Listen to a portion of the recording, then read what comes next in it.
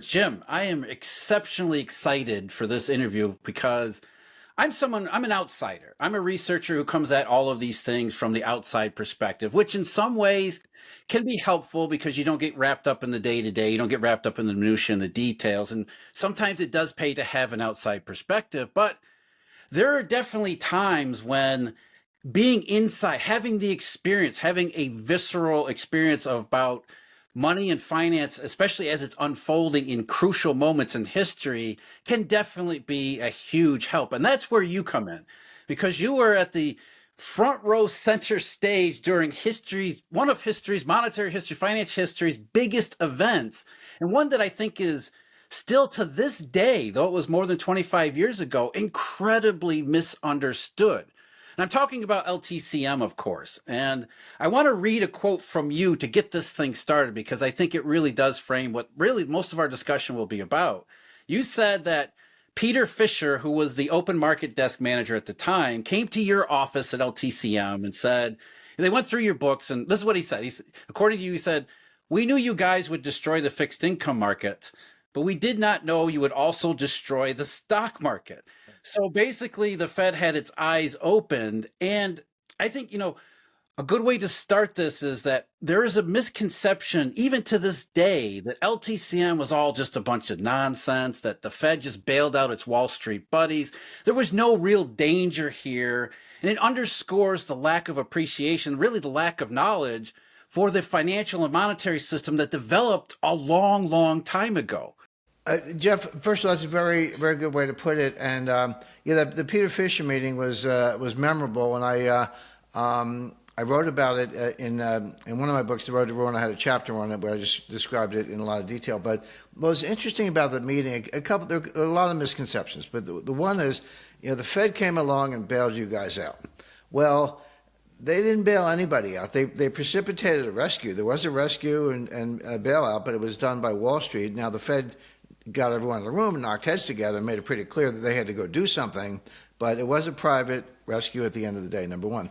Number two, the Fed had no idea what was going on. I mean, there was a little bit on the CNBC or whatever, but we did. We, despite the massive failure of risk management, which is pretty obvious, our accounting and financial controls were excellent. We knew exactly, like to the penny, how much we were losing every day and what was going on, et cetera.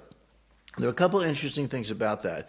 Number one, you got to go all the way back to the 1991 bond trading scandal at Salomon Brothers. Salomon Brothers, who are they? But in the day, they were the biggest, baddest government securities dealer on the planet. And John Meriwether and Larry Hildebrand, Eric Rosenfeld, the other principals of LTCM, and Myron Scholes came out of Salomon Brothers. Now, what happened there was a bad actor. He tried to corner the market in 2-year notes. He actually did briefly, but he had to break the law to do it because he said these were customer positions, they were house positions, et cetera. He spent some time in jail, but he told John Meriwether was his boss. He said, I basically broke the law here. So Meriwether, to his credit, went to the chairman, the president, and the general counsel, John Goodfriend, Tommy Strauss, and Don Fierstein. Well, what else can you do? You tell your CEO, you tell the president, you tell the general counsel that there's been some wrongdoing. You've done your job. But Breeden was the head of the SEC. He was on the jihad. All those guys got fired, and JM resigned. But so he had to go spend a little time on the beach, and then he came back with the hedge fund, long-term capital management. We brought all these guys from Salomon Brothers, but that was a searing experience for them because they had seen massive losses. There was actually a run on Salomon Brothers. Jerry Corrigan, behind this closet, bailed out Salomon Brothers because it was not long after Drexel. And they said, we don't need two massive failures of primary dealers in a row. So we got to bail out Salomon Brothers, and they did. And Buffett came in as a white knight, and that's all ancient history. But as it applies to LTCM, these guys, they were traumatized by that. So we start LTCM. I'm there on day one. I'm the lawyer, and they take me aside and they go, Jim, when we're entering into these swap agreements, we have to make sure of two things. We never have to put up collateral unless we get it. We got to get the collateral at 10 in the morning. We'll put it up at 4 in the afternoon. But we never want to be in a situation where we have to post before we receive, because they were all two-sided trades. They were all arbitrages. So that's the one thing. And no haircuts. I mean, our nickname was No Haircut Capital Management. So we would give you some, certainly mark to market. You have mark to markets paid in full, but the initial margin was like pretty close to zero. And we want no material adverse change clauses. In other words, they never wanted to be in a position where the position worked, they were happy with the book, but somebody could blow you out or seize collateral, your prime broker could put you out. They never wanted that. They wanted it in contractually. So the funniest thing we did is our first big swap agreement was with Credit Suisse. And so I negotiated it. And we had $1 billion at the time. It was the largest hedge fund opening ever up till that time. And so the question was, where is the point at which we can terminate you? Not quite material adverse change, but termination clause. So Credit Suisse said, okay, $500 million, because that's down half. $1 billion, you're down half, you still have $500 million left, we can terminate the swap. So we agreed to that. So then the next one comes along. You're doing JP Morgan, Morgan Stanley, and UBS and all the rest. And every time the issue came up, I said, well, Credit Suisse agreed to $500 million, so we're not going to give you a better deal. They were the first dealer, so you get $500 million. And they all said yes. But what no one realized is that we eventually got to $7 billion. So if you have a $500 million termination clause, if you go from $7 billion to $500 million, I mean, you're toast. You're just it's a countdown to zero, right? But everyone agreed to the $500 million. So when the crunch came in 1998, what happened was everybody wanted to terminate us, and they all went to their lawyers, and the lawyer said, well, you have no rights until you get to $500 million. I'm like, are you kidding me? This is like $7 billion. They've lost 90%. But they couldn't do it. We had bulletproof agreements. But the backstory was that came out of Salomon Brothers. They never wanted to go through that, and they didn't. And so, seriously, take the two things I just described. Matching collateral. So collateral in, collateral out is never sooner or larger than collateral in. It could be a wash, but it couldn't be a net drain on capital, number one. Number two, the termination clause was so low relative to where the book started that you couldn't terminate us. We were all on the plane together, the 16 banks, and there were 19 lenders and $1 billion unsecured credit facility. We were all on the plane together, seatbelts strapped in. We were all going to crash together. Nobody was getting out first because the contracts, and I wrote them, were bulletproof. So everyone's like, what? And so it's just going down, losing a couple $100 million a day. Like I remember David Mullins, great guy, former vice chairman of the Fed. He was one of our partners. So we had, Fed insiders at the table. And I remember one day he looked up and said, can't we just make money one day? But it was just this steady erosion. It was heading to zero. So what we did, we called the Fed. The Fed never called us. We called them. Not for a bailout. We didn't expect it. We said that's never going to happen. We're a hedge fund. We're not a bank. They're not going to bail us out. But we were just being good corporate citizens. We said we see this plane crash coming. We just want to let you know, get ready because it's coming. And that's when Peter Fisher and the other guy who was in the room was Gary Gensler, who's Mr. Bitcoin. He's the head of the SEC. And Dino Costa's good quant, and JM and I. So and it's exactly what you said. We spent hours going through the books position by position. As far as the equity markets are concerned, what nobody knew, other than Bear Stearns was our prime broker, we took 4.9% positions. So 5% is when you have to file, I think it's Form 13D, you have to publicly say, I own this stock. First of all, it was 100% derivatives. These were total return equity swaps. So there was an issue. Well, do I have to report it publicly to the SEC if it's a swap? Well, no one really knew the answer, but it hadn't been litigated. But we took a conservative position. We said, yeah, if you do. So we went to 4.9%. But the combination of the swap and the 4.9 meant we never reported this. We didn't have to, and it was completely off balance sheet. But they were live positions. We were fine. You go back and look at all the deals: MCI WorldCom, Boeing, Lockheed. There's Sydney Travelers, all the big deals at that time. We were 4.9% of all of them. So we had a $15 billion risk arbitrage book that nobody even knew existed. Now, you're a counterparty to us. You're whoever, Morgan Stanley, Bear Stearns, or I'll tell you a story about Bear Stearns. So all of a sudden, LTCM goes out. So these guys, they're all dealers. People think dealers speculate. They don't really. They take two-sided positions. They're in it for fees and spreads, and there's risk. But if LTCM's on one side of the trade, they've got some other hedge fund or maybe another bank or somebody in Europe on the other side, and they have a two-sided position. Well, if one side just goes away, you're naked, long or short. You got this one side, and you got to go cover. Well, imagine everybody on Wall Street trying to cover $15 billion of equity in an hour, because that was the reaction function. And Peter, And they all get that from the same people, right? It's when you're laying off risk to the same counterparty. So everybody's calling the same person to take those out of the trade. You're going to call Goldman Sachs or yeah, they're calling you. Oh, exactly. So Peter, he was a bond guy, but he understood this and he knew it. So he said, we got to. So he went back to New York. This was on a Sunday, our meeting. He went back to New York.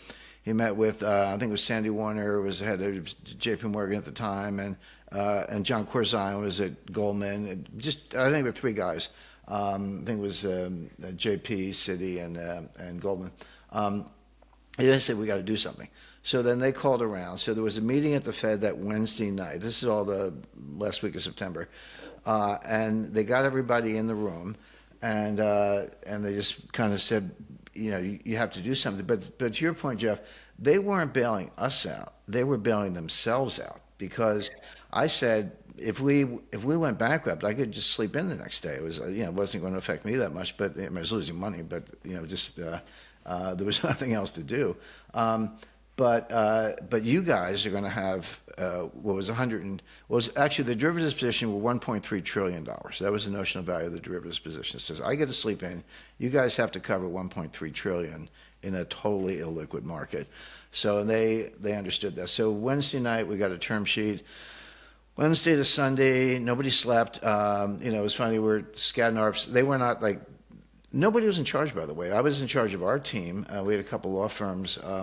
But on the other side, there was no lead bank or single bank. The Fed, once the Fed catalyzed the bailout, they washed their hands of it. Everybody left Liberty Street and walked across to the Merrill Lynch headquarters at the time, and took it from there. So, and they didn't trust each other. I mean, Wall Street, they hate each other. So they were being, it wasn't quite a gun to the head, but they were being forced to collaborate for their own good, even though nobody trusted anybody. And then there was, sometime in those 3 days, a fax comes in. We still use fax machines at the time. And it was a term sheet signed by Hank Greenberg of AIG, Warren Buffett of Berkshire Hathaway, and John Corzine for Goldman Sachs. It was a three-party term sheet saying, we'll buy out the whole thing, but you guys all get fired. They were going to use AIG Financial Products to run the book. Buffett was going to put up the money. Goldman was going to be the dealer, and they were going to save the world. So JM hands it to me. He goes, what do we do with this? I said, well, I have to respond. You can't just blow off an offer. It doesn't matter whether you like it or not. So I called Buffett's lawyer and I said, look, what you want to do is not feasible. Just be clear. I'm not saying no. I'm saying the way you want to do it is not feasible, because it was a what they call hub and master feeder structure. So there were actually 9 funds you could invest in, and all the money funneled down to the trading book. They wanted to buy the trading book, but I said, I got 9 partners. I got to go to all of them and get permission for this. I said, but here's what you can do. We'll form a new company, make it a new feeder. You put the money in. You'll own 95% of the book at that point. And you can do whatever you want because you'll have the votes. And the lawyer, he was a good lawyer, he said, well, Buffett told me that you couldn't vary the terms. Take it or leave it. I couldn't vary the terms. I said, well, get him on the phone. But Buffett was on a fishing trip in Alaska with Bill Gates, and they didn't have any cell phones. I think they had satellite phones, maybe, but I'm sure they did. But they were basically incommunicado. So the lawyer said, I can't get him. I said, and he said, I have no authority to change the terms. I said, well, let's be clear. I'm not saying no. I'm saying this is not feasible. And okay, nothing done, and that was that. But here's Goldman.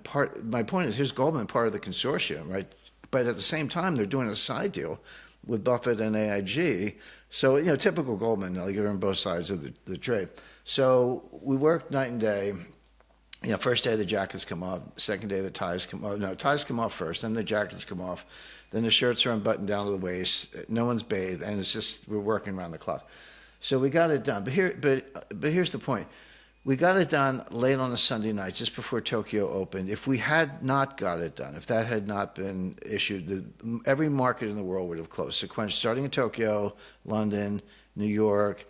There was, if we had, we had a bankruptcy room, like in our office, like 5 different teams. There was a bankruptcy team, a tax team, a deal team, et cetera. And I would just I was like a doctor, make the rounds and kind of check in on everybody. But the next move would have been to file for bankruptcy, and then that would have been announced, and we know what would have happened. Every market in the world would have closed. So the fact that we phoned, I mean, Jim, that's the point that I think a lot of people don't really grab on, because it's so esoteric and abstract. They don't understand that how could one hedge fund in the go-go 1990s right, possibly blow up the world? And something you just said earlier, I think is really the message here is the Fed had no clue. right, They had no idea what was going on, because we all had these conceptions that banks were banks and securities firms were securities firms. The old Glass-Steagall prohibition, the separation between the risky Wall Street types and the depositories that are perfectly safe. And there's a bunch of markets over there, and whatever they're doing, that's fine. But we're the Federal Reserve, we're the banking system, and that's all completely separate and walled off. And I think what LTCM to me showed was, no, these things are all combined together in ways that we can't even really consider until something happens. We don't even, you talked about John Merriweather and Robert Merton, all these, who was the other one? Myron Scholes. Wasn't he involved? Yeah. These titans of Wall Street and mathematics and quantifications. They had these sophisticated formulas for figuring out the downside, but you don't really know the downside because the models are they're too simplified until you actually get there. right. And because we had all these preconceived notions of separations, banks are fine and brokers are risky, all of a sudden we say, hey, there's so many connections there. It really should have been a watershed moment where people started taking a harder look at whether or not those notions that we had about banks being safe was actually true. Instead, as you're saying, you put together this rescue from Wall Street, and everybody just went back to sleep as if, okay, we survived, everything's fine. Right. And then remember that was September 1998. That was the height of the dot-com boom. Now we weren't in the dot-com boom. Yeah, it got completely lost in the bubble. It's like, it's just an interesting footnote. Yeah, we're like hanging out in bars, having a drink, and kind of post-traumatic stress syndrome. But there's Jim Cramer saying, everything's going to the moon. So there's a little cognitive dissonance there. But I'll add another. Everything you said is exactly right, Jeff. But I'll add another element, which to this day, Alan Greenspan does not understand, and I don't think any of the central bankers really understand it, which are the danger from derivatives. Now, I'm not a derivatives basher. I actually did the first sovereign credit default swap. We did it with a blank sheet of paper. There were no forms. We had to say, how many ways can the government screw you over? And it was a long list, but we had to write them all down at the time. We invented it. It was $1 billion on Italian government credit, but the counterparty was Sumitomo Milan. They were long Italy, we were short Italy, so it was an accident. We did that trade, but and Greenspan revealed this again in 2008. When I know you don't like to call it the mortgage crisis, and you're right, it was a Eurodollar crisis, but the mortgage situation was bubbling. Actually, probably 2007. And the analysis, and I heard this from a lot of smart people. I think Ben Stein. He's an actor. He was in Ferris Bueller, right? Okay, so but he's smart guy. But here's what they said. Here's what they all said. The total amount of subprime and Alt-A is kind of like subprime, but the cheesy mortgages, no doc mortgages or whatever. The total amount was about $1 trillion. So they said, which it was, that was the correct number. And they said, so let's get crazy and assume a 20% default rate. 5% default rate in mortgages is a meltdown, but let's just say 20%. Well, 20% of $1 trillion is 200 billion, which in real terms was less than the money lost in the S&O crisis in the 1980s. And so they said, well, we got through the S&O crisis, and in real terms, this is about the same, 200 billion. It's bad, there'll be losses, but we can muddle through. What they didn't realize is that the derivatives outnumbered the book value 6 to 1. It wasn't $1 trillion, it was $6 trillion. And now if you apply even 10% losses. It was 600 billion, not 120 billion or 200 billion. In other words, because Greenspan took the kind of I'll call the ACAD view of derivatives, which isn't incorrect, except he didn't take it far enough. Which is, okay, any loan, any security, it's a bundle of risks. You've got the credit risk. Is the guy going to pay me back? You might have foreign exchange risk if it's in a different currency. There's operational risk. There's fraud risk. There's interest rate risk. Even if it's not in default, you could lose. So it's a bundle of risks. And so the idea of derivatives was like, let's disaggregate the bundle and pass them out to individual counterparties who are in the best position to hold it. Like, I'm really good at credit, so I'll take the credit risk. Or somebody else is a major foreign exchange dealer, I'll take the foreign exchange risk. So take the derivative bundle risk, parse it out to counterparties who are in the best position to hold it, and that's more efficient because everyone will offer better pricing if they're assuming risk that they can bear. And that's exactly right. But what Greenspan didn't understand is that there was no limit on the amount that you could create. That he was assuming a 1-for-1 ratio. $1 billion of loans is $1 billion of risk. Unbundle it, make it more efficient. True enough. But you could turn it into $6 or $8 or $10 billion of loans, in my example, on a $1 billion security, because it comes out of thin air. You just book it, just write it up and book it. And that's, the Fed didn't understand it in 2007, did not understand it in 1998. I think they still don't understand it because there's no way to track it. In September 2007, I went down and met with a senior Treasury official, the guy who was in charge of this. And I could see this coming a mile away. I told you I was talking about it in 2005. So this was before the acute phase in 2008, Bear Stearns and all that. But it was, not long after Jim Cramer. They know nothing. They know, Aaron Burnett, that whole scene. And I met with this guy. I said, look, here's what you need to do. This is the U.S. Treasury. I said, send out an order to all the banks and major dealers and tell them to report to you in spreadsheet form, machine-readable form, all their derivatives position.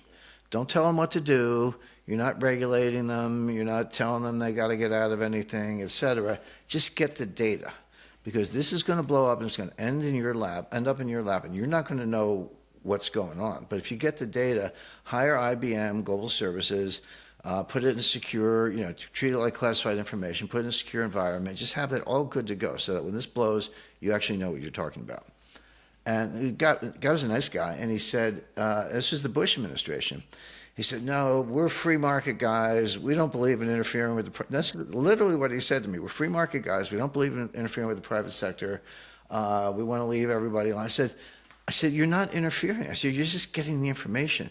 But they didn't understand it. They didn't understand the importance of just knowing where all this stuff was. So whether it's Greenspan and others not knowing that's the part that really makes me angry, is because LTCM gave you a roadmap to what 2007, 2008 looked like. Correct. And you would have thought that somebody at the Fed, in the government, even the private sector, people would have said, hey, we dodged a bullet here. This was really close. This was a pretty big deal. Maybe we should go back and take a second look and make sure this doesn't happen again.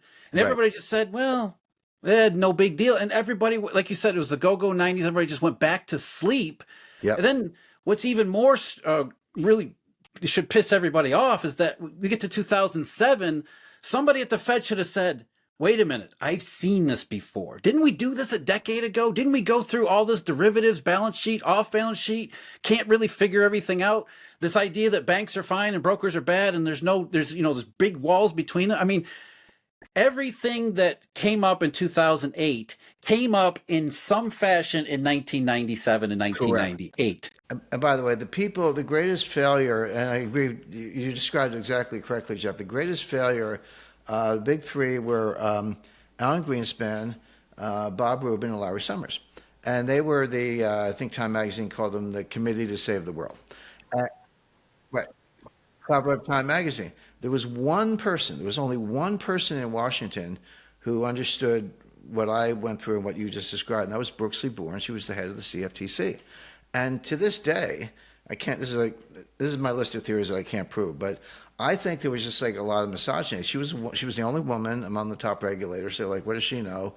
And she was like, no, she understood the derivatives. CFTC had jurisdiction. We met with them and took them through the whole book, and she wanted some kind of regulation on derivatives. And it wasn't like get rid of the market, but maybe they would have to be on exchanges. Maybe it would all look like the CME. Maybe margin, whatever it was.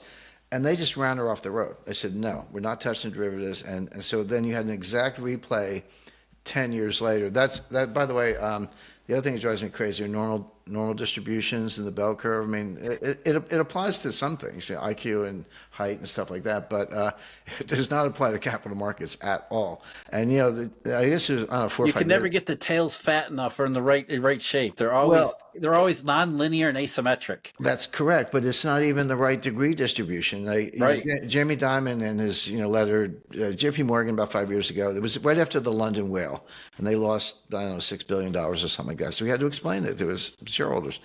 And he goes, yeah, we screwed it. I said, but this is like a once in every 3 billion year occurrence. That would be, if you apply the bell curve and you look at what happened, the frequency would be once in every 3 billion years. But it's not a bell curve. That's the point. And I said, Jamie, when the data doesn't line up with the theory, you're supposed to question the theory. You don't question the data because we know what happened. And is there a degree distribution? Is there a curve that fit? Because these things happen every 7 or 8 or 10 years. We just go back. I mean, 1998, 2008, that was you had your warning, but go back Two to once in a lifetime events, right? Yeah, in 10 years apart. But go back to 1994, the tequila crisis. I mean, the irony there, Bob Rubin, who was Secretary of the Treasury, went to the Congress to get money to bail out Mexico in the tequila crisis in 1994. And Congress said, you crazy? We're not bailing out Mexico. Forget it. And he went back to the Treasury and he single-handedly bailed out Mexico using the Exchange Stabilization Fund, which is a multi-billion-dollar Treasury slush fund that they can. And when Congress authorized it, they said to the Treasury, you can do whatever you want with the money. You don't have to come back to us for an congressional appropriation. So it's literally like a $50 billion slush fund.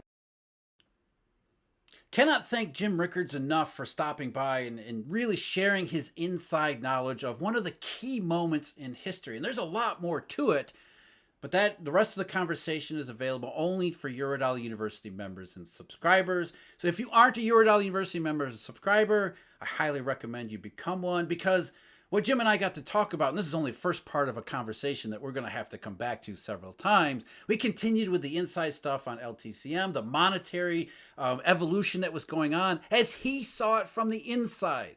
As I talked about in that interview, as an outside researcher, it really is tremendously helpful to be able to talk to people who were actually there. And again, as I said, LTCM, most people have forgotten about it, but it was a critical moment in monetary, financial, and economic history that really should have changed the course of the world. We might have been able to avoid 2008 if we really understood what was happening back then.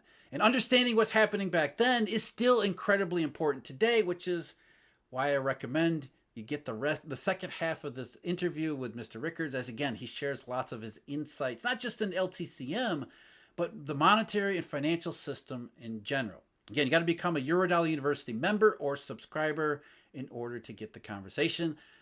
Thank you very much for joining us. See you again next time.